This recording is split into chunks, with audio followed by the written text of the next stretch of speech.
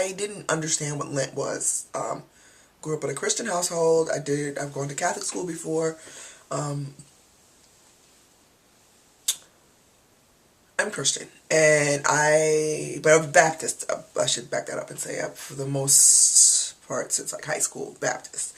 And I never really celebrated Lent. I knew that it was kind of like you give it up. I associated more with Catholic people. It's not a tradition. So about 3 years ago, I think it was just because some of my girlfriends were doing it. I tried Daniel's fast, and to my surprise, I lasted 2 weeks. Usually it's about a 40-day period. Daniel's fast goes between Ash Wednesday and I believe it's the Thursday to Good Friday, put it that way. Usually I think it's the Thursday before Easter. So I lasted 2 weeks because Daniel's fast is, no sugar, it's no meats, no condiments, like no extras basically. It's almost, I equate it to adopting a vegan lifestyle. Again, without condiments and sugar and stuff, because there are vegan things that could include those, so none of that. But that's what makes it easy in my mind to think of what I'm doing for the dietary part of it. It's also supposed to be a time you're letting go of these things so that you can focus more on, maybe your prayer life or, just your relationship with the Lord. So I always... I shouldn't even say always. So from the first time I did it, it was definitely a challenge. I lasted 2 weeks. And what happened was I went to a baby shower and that was it. I learned from my lesson then. I don't do baby showers during Daniel's fast anymore. But,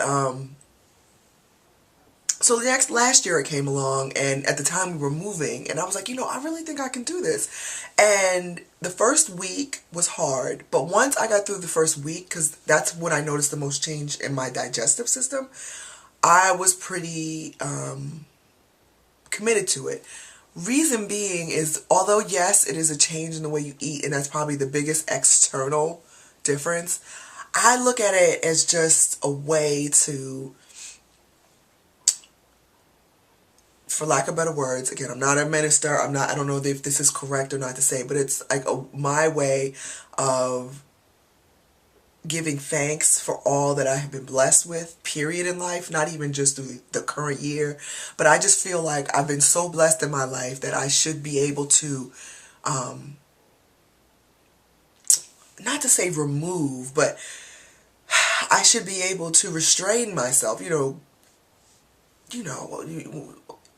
again, woman of faith, person of faith, so many things that the Lord has done for you. I'm like, at the very least, I could give up some things that bring me joy on a day-to-day basis in this time of Lent, in this time, that we are preparing for Easter.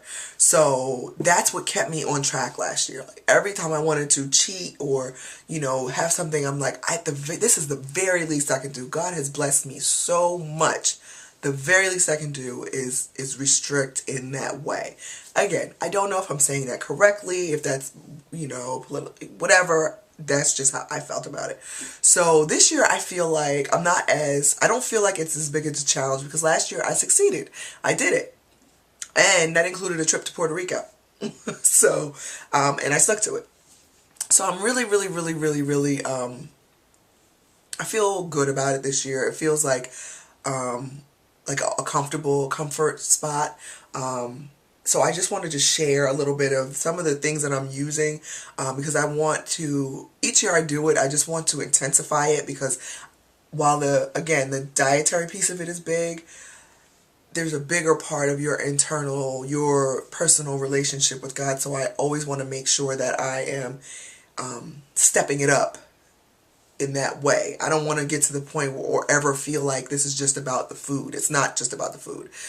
It happens for me that food and drink is something that I indulge in and I love. And so it just, kind of in that spirit of Lent, giving it up, I feel like I should be able to do that. I should be. And I can. I've shown myself already that I can do it. So it's not really a big deal in that way.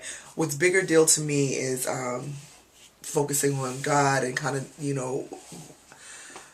allowing that relationship to grow. even outside in Lent. But since I'm focusing and I'm feeling like I lean on my prayer more during this time, I'm gonna work on it. So these are two books that I have started reading since yesterday, because it just started yesterday. Well, actually, this one I had been reading online, but Jesus Calling. I got the journaling version so that I could write my thoughts, but it's a daily devotional, and it's really awesome. So I use this like in the mornings. I kind of like this be the first thing on my mind. I read this first and, reflect on it, pray about it, read the scripture that goes with it. I should have a Bible up here with it, but I didn't bring that into the room. So, Jesus Calling, I'm using that. And I've had this book for a year and intended to read it, and I hadn't, and I just started reading it actually today, and I was sucked in, drawn in. It's called Bad Girls of the Bible. And I don't want to say let me just read you the back. 10 of Bible's best known female femme fatales parade across the pages of Bad Girls of the Bible with situations that sound oh so familiar. So she kind of tells fictional stories, and then she brings in the lesson or the story of the woman in the Bible that it's inspired by. It's very well written, I have to say. Like I said, I was sucked right in from the introduction. So reading that, and I hope to just allow that to allow me to, again, focus more on my relationship with God and maybe help me in my prayer life. Food-wise, let me show you. Last year, my Daniel's Fast new food or challenge food was millet. Got it. I still have it. I didn't like millet at all. So this year, oh, sorry, y'all. And when I say challenge, I mean it's just something that I've never tried before at home. Because one of these things I've tried before, just not at home.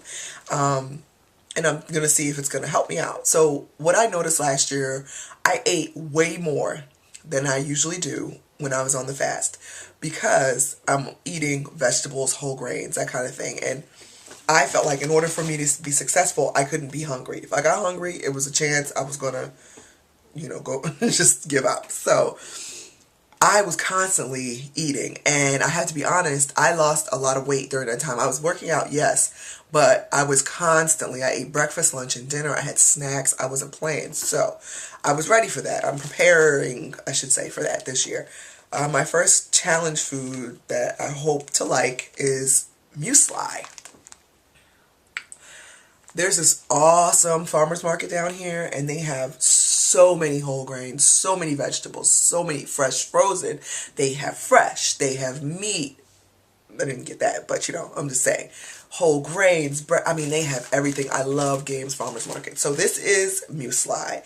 It's Swiss style. It has awesome stuff in there, and it's essentially like an oatmeal. But I know what is that? Not Corner Bakery.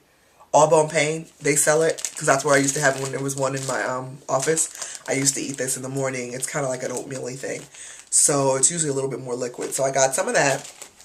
And then I also got granola. This is granola with Cape Cod cranberries in it to go just in stuff to kind of like, or even just to eat, just as a snacking food.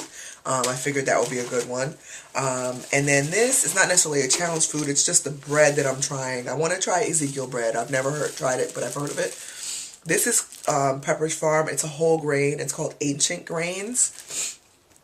And I won't even try to pronounce the things that are in here, but what drew me to it is that it had quinoa in it, and I know quinoa is a great grain.